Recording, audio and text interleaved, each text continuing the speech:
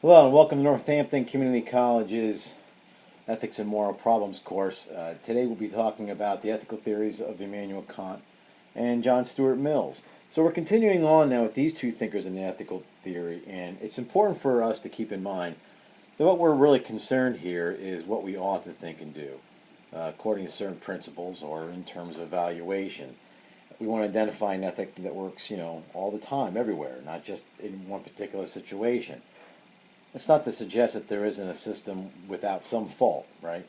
So in this lecture, we'll just specifically look at these two thinkers. First off, with Immanuel Kant, he was a German philosopher born in 1724 and died in 1804. His moral system is based on what he prefers to say is pure reason. So he does believe there are objective ways to act ethically. But those ways are determined rationally, rather than through some acts of power, divine revelation, etc. So unlike the ancient Greeks, this understanding of morality was not geared to the good life, or how we should live towards certain goals. Instead, you can understand Kant's system as being something that's instrumental. In other words, he's asking exactly how are we going to achieve goals, and not really what those goals should be. Because Kant based his moral system in reason, in experience, he posited that it could be universal. That is, it's not a relative system. It doesn't differ over time or even between various different cultures. So he wanted a morality that was prescriptive for all people. So we're going to look first at his work from the text, Foundations of the Metaphysics of Morals. Section 1, Kant here begins with the premise that that which is thought to be good must proceed from a good will. So even those things that may be good, such as power, riches, honor, well-being, contentment, they're going to become corrupt unless we have a will that governs those. So in the world, there must be something to govern this will, what he referred to as being in sound natural understanding. And for him, that something must be duty. So following one's duty is to be contrasted with simply, doing something for someone's advantage or your own advantage, whether it's profit or power. So there has to be something there that controls all those things. These actions or these responses, they stem from the duties. They can include honesty, right? In other words, if we are selling something, we should charge all people the same for the same product or the service, not differ on whether we like them or if we have some preference on per se. Another duty, he would say, is to preserve one's life. So we're able to do this in conformity with duty, not simply because of duty, right? And also he'd say to be beneficent. So in other words, it could be universally said that we should have a kind and generous spirit. And Kant places all these things under what you've read, his first proposition, which could be understood as doing one's duty in line with moral worth. So this is also known as a deontological ethic, so it's duty-based. His second proposition, though, if you read, it has to do with the moral maxim one uses. And a maxim is like a wise saying, a rule of conduct. And this rule of conduct for Kant, following this premise, is to be determined by one's own goodwill. So if we're going to have some sort of maxim that's based in the duty, we're not going to do it because of our desire for profit or power, but simply because we think it's a good thing for ourselves to will these. The third proposition that he has is to do one's duty in terms of acting from respect from the law. Now, you can't really read law here as in civil law, statutory, legislative law. He's speaking here of laws like a pattern for behavior. What he means then is that a good law in life should be followed regardless of the benefits that we receive. Even if there might be some benefit from willfully following the law, that benefit can't be our motivation. So it's the goodwill alone that forms one in respect of these laws. What's important here, what you should be understanding is this is what's foundational for Kant's ethic, is that this law must be based on a principle known as the categorical imperative. In short, this categorical imperative is a maxim that must always be done. So Kant's categorical imperative states, I'm never to act otherwise, then so I could also will that my maxim should become a universal law. Okay, so again, it's something for everybody, and it's something that comes from our goodwill. Make sure that you understand what categorical means here is that whatever maxim you choose, it's without exception. It's for everyone at every time. The term imperative there means that it has the weight of an authoritative command. Okay, so this maxim must be done. So it's something without exception, that must be done. Kant believes that if our actions follow from the duties based on this categorical imperative, then we're going to do the right thing. In other words, we're focusing here on the categorical imperative, the right thing, a good thing, even if it's of no benefit to us. And that's what's really important for us to understand. It's based on the duty, not on the advantage that we perhaps have. So we're going to do this, even if it's injurious to ourselves or if it's not beneficial for our own life. For example, if you or I were in a very difficult situation, maybe lying would help protect us from harm or loss. Immanuel Kant says we have to ask ourselves, could we will that everybody should lie when it's convenient? Well, we'd have to say no. Well, therefore, then we shouldn't lie here. Do you kind of get how that works?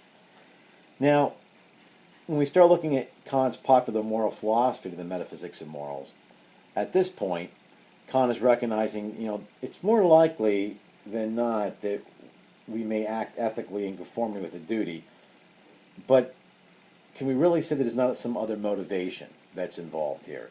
Like perhaps there's some secret impulse one of us may deny, such as pretending we're going to do something that's noble, but quietly in our hearts, we're hoping to take credit for this.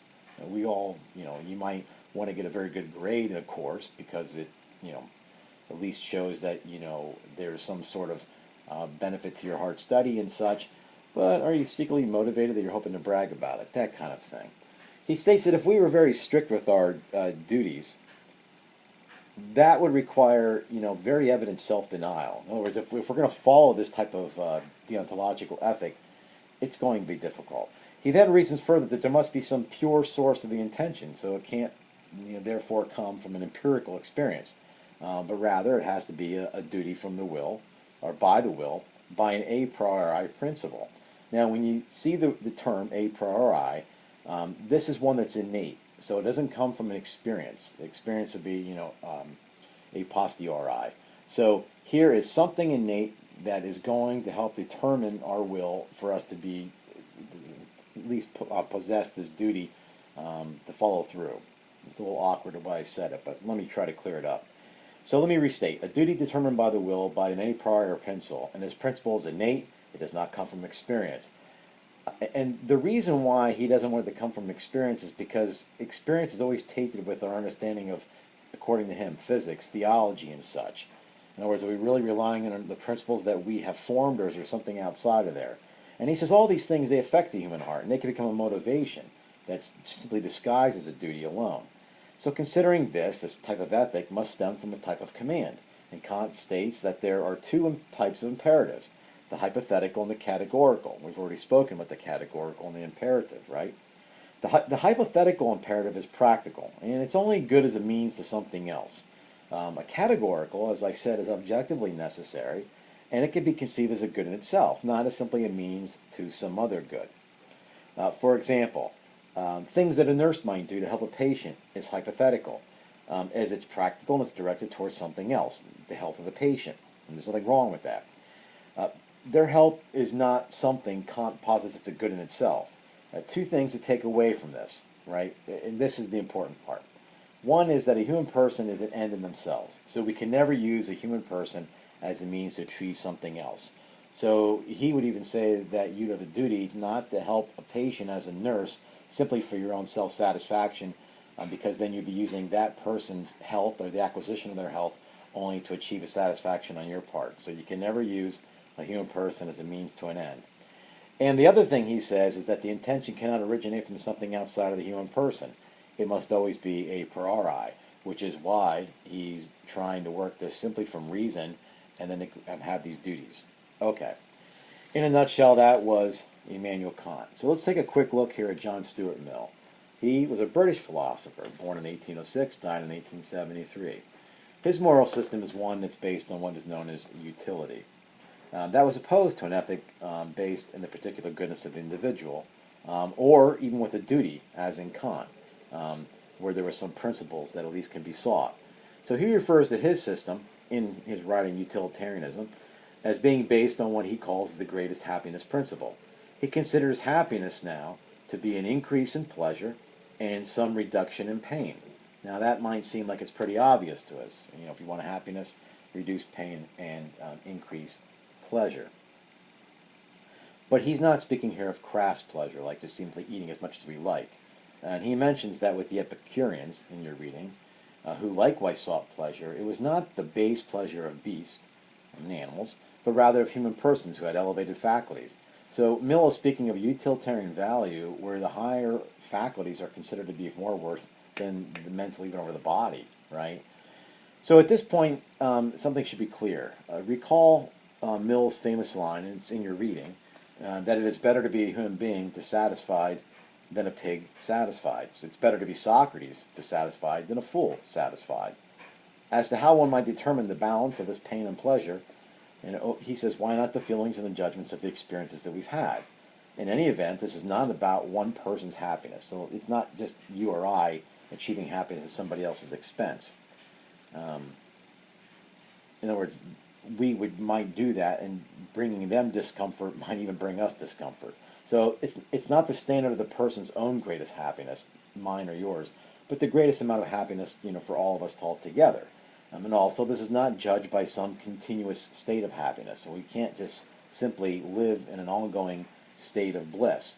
To criticize utilitarianism, John Stuart Mill says, on that premise, it just simply you're making an exaggeration. So he often also speaks of this happiness as an occasional, brilliant flash of enjoyment, right? So don't think of the greatest happiness as some steady and permanent flame that we keep burning. Now, notice how this ethic is about what happens in the end. In what way, in this way, it is teleological, right? It has an end goal. The goal or the end of the human happiness under this schema is not the standard of morality, but the goal of the human action. So Mill also points out that, caring for no one but oneself, that's not really going to lead to happiness. Think of the pain that is experienced by those who consistently put themselves before the needs and desires of others. Eventually you're going to get ostracized, right? It'd be like, almost like, well, I enjoy eating cake, and if I only eat cake, sooner or later you're going to suffer some sort of ailment. Now, any aspect to consider is that Mill makes the point that many of the situations and predicaments in life that reduce pleasure and increase pain are in themselves removable, and will, he says, if human affairs continue to improve. So we've had a lot of growth in technology and such, and a lot of our painful things. I mean, we don't go out and have to, harvest our own grains and grind them and make our own flour, and then from the flour make bread. So, over time, our pleasure has increased and our pains have decreased. That's what he means by saying they're removable. He says, at the very least, if they're not going to be totally removable, at least they'll be reduced within narrow limits. But he says one must not wait for this plateau, right? For he continues to affirm that to some degree it is possible, to do without happiness. Now, even though it's a goal, let's just be honest, he says. Don't, 19/20ths of all mankind involuntarily live without this particular happiness? So nonetheless, he says, as one pursues this greatest happiness for the greatest number of people, he states that the motive has nothing to do with the morality of the action, though much with the worth of the agent. So if you save something, I'm giving you an example. If you save someone from drowning, this is against Immanuel Kant, does it really matter if it comes from duty? If you're going to save them from drowning, does it matter if there's a principle? What happens even if you think you might get paid, like there's some reward for saving this person? Does any of that really matter? He says no, because the multiplication of happiness has a utilitarian principle itself, the very object of the goal of virtue. In other words, you save the person from drowning, that's going to increase their happiness, and then you've been paid for you being a hero, that's going to increase your happiness. And that's kind of what he means by that. So, if because of this, the reason why he's bringing this up is almost like he's getting prepared to rebut an argument. Because of some of this, if somebody argues that utilitarianists, they are cold and unsympathizing, he says, well, we really can lay that acquisition or lodge it at any standard of morality. And how many cases where people do the right thing, it's not really due to some high moral character, correct? He says, or when somebody does something bad, maybe the qualities within the person are praised. Here's an example. Think of a politician who might bring work projects back to your neighborhood and increases employment in the neighborhood that we live in. But they're doing it only to gain your vote.